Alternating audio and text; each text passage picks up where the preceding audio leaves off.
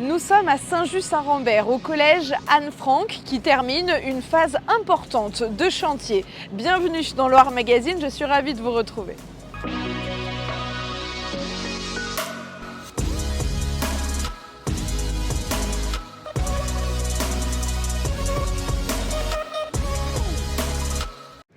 Les collèges font partie des compétences du département de la Loire. Il en compte 76, 50 publics, 26 privés. Dans un instant, nous allons parler du nouveau programme éducatif pensé pour guider les actions de la collectivité. On retrouvera Clotilde Robin, vice-présidente du département en charge de l'éducation. Plusieurs chantiers ont été menés cet été dans des collèges de la Loire, comme ici, au collège Anne-Franck de Saint-Just-Saint-Rambert. Il vient d'être restructuré. On vous emmène dans les coulisses de sa transformation. Enfin, on prend un peu de vitesse à la fin de cette émission et on vous embarque dans les courses hippiques de l'hippodrome de Feurs. Vous comprendrez le fonctionnement et apprendrez tout de cet univers grâce à des passionnés. 38 581, c'est le nombre de jeunes Nigériens qui vont intégrer l'un des 76 collèges à la rentrée. Le conseil départemental qui gère les collèges vient d'établir son plan éducatif 2023-2027. Il détaille les actions prévues pour ces établissements. Clotilde Robin, vous êtes l'invitée de Loire Magazine. Vous êtes vice-présidente du département en charge de l'éducation. Au département de la Loire, comment évoluent ces plans éducatifs? On n'a plus les mêmes collégiens aujourd'hui en 2023 qu'il y a par exemple 10 ans. Oui, effectivement, les choses évoluent. Le Covid, la pandémie est passée par là. Les choses, effectivement. Et puis, les jeunes n'ont pas les mêmes besoins. Ils ont grandi depuis tout petit avec le numérique, avec Internet. Peut-être qu'il y a 10 ans, ce n'était pas tout à fait le cas. Voilà. Des besoins qui sont effectivement évolutifs et qui ont beaucoup évolué. Vous l'avez dit, les années précédentes ont été perturbées par le Covid. Qu'a-t-il changé concrètement dans votre manière d'accompagner les collégiens ? Il nous a apporté peut-être un regard bienveillant sur l'outil informatique qui n'était pas vraiment rentré dans les pratiques, qui n'était pas complètement intégré, ni à nous, département, ni au monde enseignant non plus. Et maintenant, ça fait vraiment partie du quotidien. Donc on a fait un gros travail de dotation, de remise à plat, toujours dans ce souci d'équité, et puis d'accompagnement aussi à des classes mobiles, ce qu'on appelle les classes lab. Voilà, donc on en a équipé plusieurs, une par arrondissement. Maintenant, le numérique, c'est indispensable au collège ? Le numérique, c'est devenu indispensable. Indispensable, effectivement, les enseignants le revendiquent vraiment. Comment sont équipés les collèges de la Loire en matière de numérique? Alors, on a des outils informatiques, des salles informatiques. Ça, les enseignants les demandent, les plébiscitent beaucoup. Ouais. Considèrent que c'est un outil intéressant. Certains enseignants nous demandent aussi des tablettes. Voilà, on a un support, si vous voulez, on a une base de dotation et puis après, on regarde collège par collège en fonction des besoins puis en fonction des orientations pédagogiques. À part le numérique, est-ce qu'il y a d'autres outils qui ont été utilisés pendant le confinement ou d'autres idées qui ont été mises en place et qui sont restées finalement ? On a renforcé très fortement le partenariat avec l'UNSS, par exemple. Ouais. Moi, je suis très enthousiaste quand je me rends sur ce qu'on appelle la journée parité, égalité, mixité, sur les journées découvertes du vélo aussi. Au-delà d'un accompagnement financier à l'UNSS, c'est vraiment un partenariat fort entre les agents du département, les agents de la direction, qui sont 450, les agents rattachés à la direction de l'éducation, et puis l'UNSS. Il y a aussi l'accès à la culture que nous voulons vraiment renforcer, que nous voulons pour tous. On a essayé d'amener la culture dans les collèges, même les plus éloignés, ou de faire venir les collégiens. Là aussi, on a plusieurs outils, on a plusieurs projets que nous mettons en place. Vous avez un exemple comme ça de jolis projets, de belles histoires dans un des collèges de la Loire ?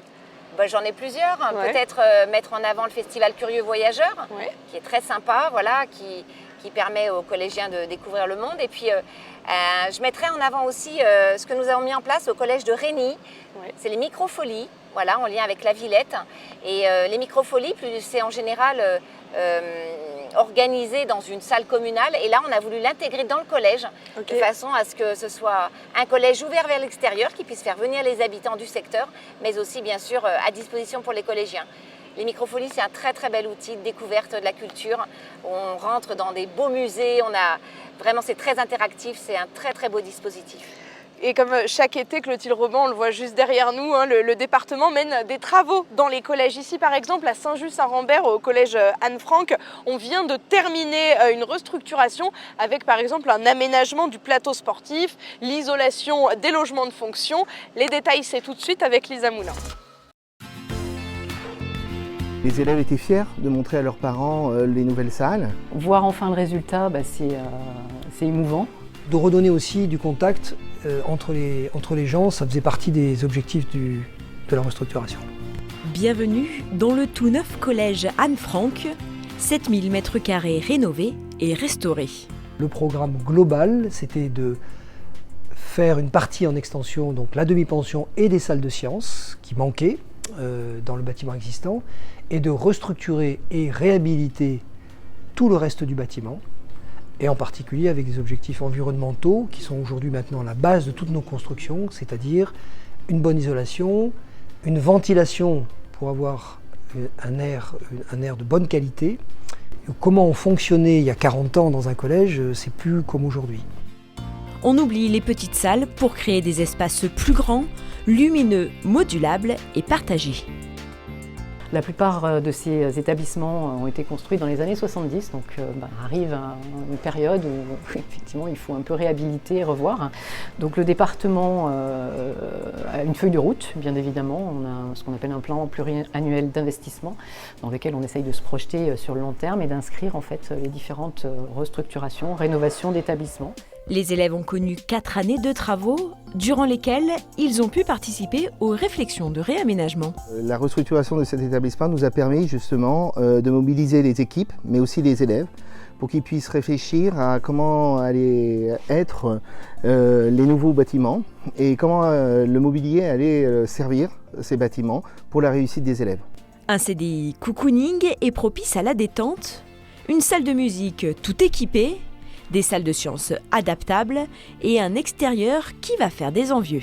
Je pense qu'il fera plaisir aux utilisateurs, c'est d'avoir sur place un terrain qui va faire de la course, des jeux collectifs, et avec le département a aussi tranché sur des sols synthétiques qui vont permettre d'avoir ces surfaces utilisables toute l'année.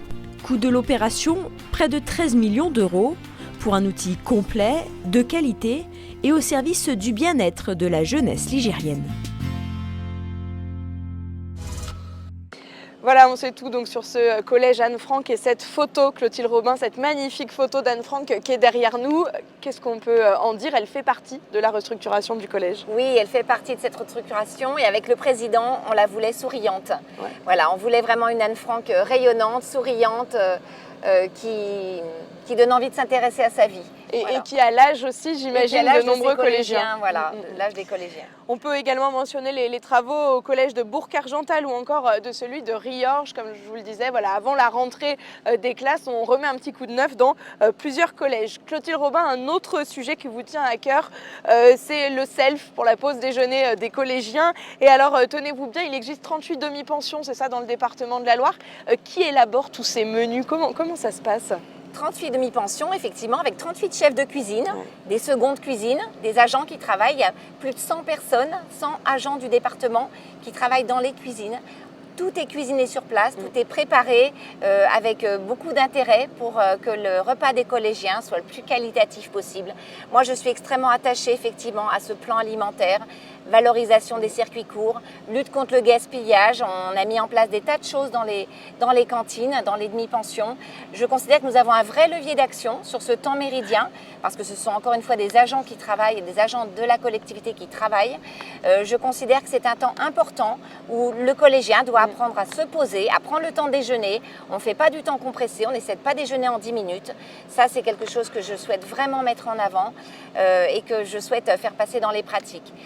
Tout ça, ça va aussi sur le bien manger, la santé, la lutte contre l'obésité. Et est-ce qu'on peut faire, je suis très attachée en tant que soignante. En tant que soignante, évidemment. Et est-ce qu'on peut faire mieux aujourd'hui dans le département de la Loire pour tout ce qui est circuit court, manger local? Est-ce qu'on peut encore aller plus loin?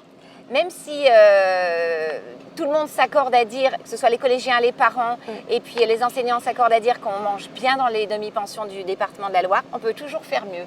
Et dans tous les domaines, on peut faire mieux. Tout à fait. Merci beaucoup Clotilde Robin pour cet éclairage donc, sur les collèges de la Loire. Et toute autre chose à présent, on va parler chevaux. La Loire compte 2 hippodromes plutôt rapprochés puisqu'ils se trouvent à Feurs et à Saint-Galmier.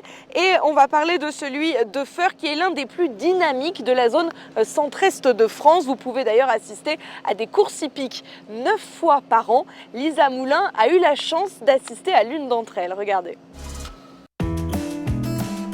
Première course, 8 chevaux au départ, aucun changement. Départ 12 heures. 145 ans que cet hippodrome, au cœur de la capitale forésienne, fait vibrer les passionnés de course hippique. On a 17 hippodromes dans la fédération du Centre-Est. Feurs fait partie des 4 premiers. Aujourd'hui, 8 courses au programme et des chevaux qui viennent de la France entière. Les chevaux, ils viennent un peu, il y en a même de Normandie qui viennent, c'est vraiment, ils viennent de très loin, ils ont fait 620 km pour venir chez nous. Et pourquoi des gens viennent de si loin? Parce qu'on a une piste qui est super bonne, donc aujourd'hui la piste c'est primordial. Feurs est particulièrement dynamique, on va dire, au niveau des manifestations festives et la qualité de ces courses au trot et de la piste.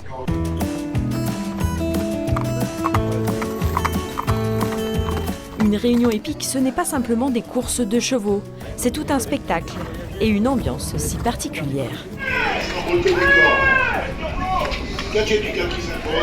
Vraiment cette année, on sent que les gens ont repris le chemin des hippodromes. On fait tout pour que l'accueil soit bien réussi, c'est-à-dire course de trot de qualité ou de galop. Alors que vous soyez passionné de chevaux ou simple amateur, vous passerez forcément un bon moment à l'hippodrome de Feurs. C'est la fin de cette édition, merci de l'avoir suivi. Retrouvez la version papier de Loire Magazine dès à présent dans votre boîte aux lettres. On souhaite une belle rentrée à tous les collégiens de la Loire, à bientôt pour une nouvelle édition.